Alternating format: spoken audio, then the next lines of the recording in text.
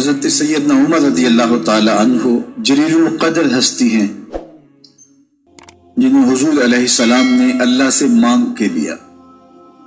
سارے صحابی رسول کریم صلی اللہ علیہ وآلہ وسلم کے مرید ہیں، لیکن جناب عمر میرے حضور کی مراد ہیں۔ 39 لوگ جب اسلام لا چکے، 39ویں شخص حضرت امیر حمزہ رضی اللہ تعالی عنہ تھے، اور ان کا ایمان لانا مسلمانوں کے لیے بہت بڑی ڈھارس اور بہت بڑے حوصلے کا سبب و ذریعہ بنا۔ تو میرے حضور نے ہاتھ اٹھا لیے، کہا اے اللہ، ایک شیر دیا ہے امیر حمزہ، ایک شیر اور عطا کر دے، اب تیری مرضی، عمر بن خطاب دے دے یا عمر بن حشام دے دے۔ حضور دعائیں مانگ رہے ہیں اور یہ ہاتھ میں تلوار لیے غیظ و غضب سے بھرے ہوئے گھر سے نکلتے ہیں کہ بانی اسلام کا چراغ ہی بجھا دینا ہے۔ راستے میں ایک صاحب ملے اور کہا کہ عمر، تیور کوئی اچھے نہیں لگتے، خیر تو ہے، کدھر جا رہے ہو؟ کہا چراغ اسلام بجھانے جا رہا ہوں، یہ روز کا مسئلہ ختم ہونے لگا ہے میرے ہاتھوں۔ مسکرا کے بولے گھر کی خبر تو لو۔ کہا میرے گھر کو کیا ہوا؟ کہا تمہاری بہن فاطمہ بھی نوکر بن گئی ہے رسول اللہ صلی اللہ علیہ وسلم۔ غصے سے بھرے ہوئے اپنی بہن کے گھر کا رخ کرتے ہیں، اندر سے قرآن پڑھنے کی آواز آ رہی ہے، غصہ اور بڑھ جاتا ہے، دروازے کو زور زور سے کھٹکھٹاتے ہیں۔ اہل خانہ سمجھ گئے ماجرا کیا ہے، گرجدار آواز ہے جناب عمر کی، دروازہ کھولو۔ جلدی سے معلم کو چھپا دیا اور بہن آگے بڑھ کے دروازہ کھولا۔ کہا تم صابی ہو گئے ہو، دین چھوڑ دیا تم نے، بتوں کی وفا ترک کر دی اور بے تحاشا مارنا شروع کیا۔ بہن کا سر پھٹ جاتا ہے، خون بہنے لگتا ہے اور یہ مارتے چلے جاتے ہیں۔ فاطمہ بنت خطاب بولی عمر تم خطاب کے بیٹے ہو، سنو میں بھی خطاب کی بیٹی، جو ظلم جو جبر کرنا ہے کرو، میں محمد عربی کا دامن نہیں چھوڑوں گی۔ سوچنے پہ مجبور ہو جاتے ہیں وہ کون سی طاقت ہے جس نے بجلیاں بھر دی اس کے اندر۔ کہا جو تم پڑھ رہے تھے مجھے بھی سنا سکتے ہو؟ کہا تمہیں غسل کرنا ہوگا۔ عمر اپنے بدن کو دھو رہے ہیں، میرا رب دل دھو رہا ہے۔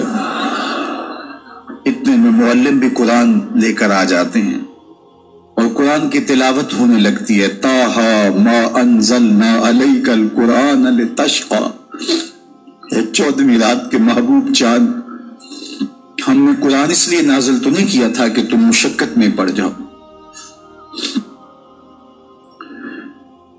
بے تاب ہو گئے، کہا عمر کی عمر برباد ہو گئی، مجھے لے چلو حضور کی چوکھٹ پہ، تلوار حمائل کی ہے، بہنوئی ساتھ ہیں۔ اور حضور کی بارگاہ میں حاضر ہو رہے ہیں، دروازے کے سوراخوں سے دیکھا تو صحابہ تشویش کا اظہار کرنے لگے کہ عمر آ رہا ہے، تلوار حمائل کی ہے، ارادے اچھے نہیں لگتے۔ جناب امیر حمزہ نے کہا دروازہ کھول دو، اچھی نیت سے آیا تو استقبال کریں گے، نیت اچھی نہیں ہے تو اس کی تلوار سے اس کی گردن کاٹ دیں گے۔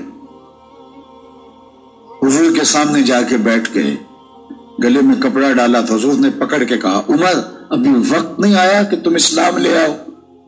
یہی وقت تھا عمر کے اسلام لانے کا، لبوں پہ کلمہ جاری ہو گیا۔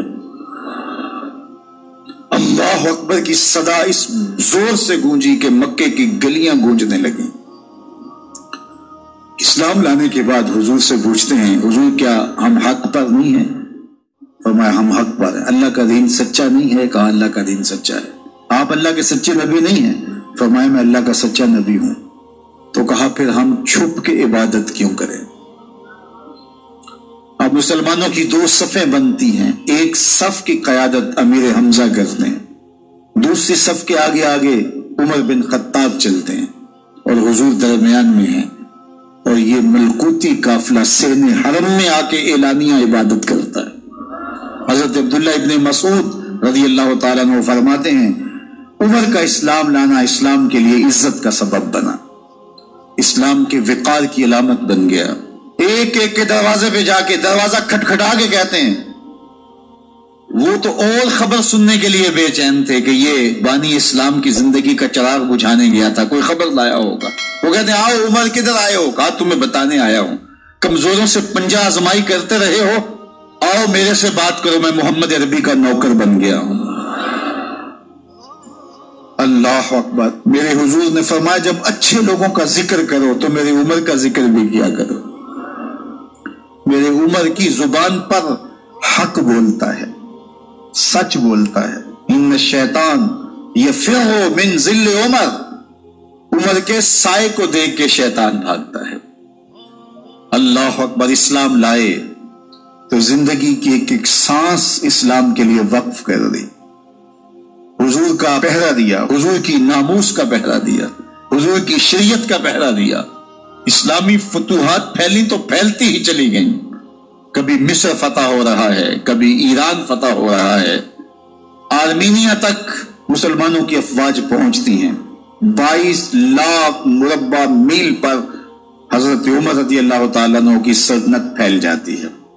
عدل و انصاف کا دورہ ہوتا ہے۔ زمانے نے دیکھا کہ غیر مسلم بھی عدالت میں کھڑا ہے تو اسے خوف نہیں ہوتا تھا کہ میرے سے ناانصافی ہوگی، اس لیے کہ حکومت عمر کی چل رہی ہے۔ وہ بھی مطمئن ہوتا تھا کہ میرے ساتھ انصاف ہوگا۔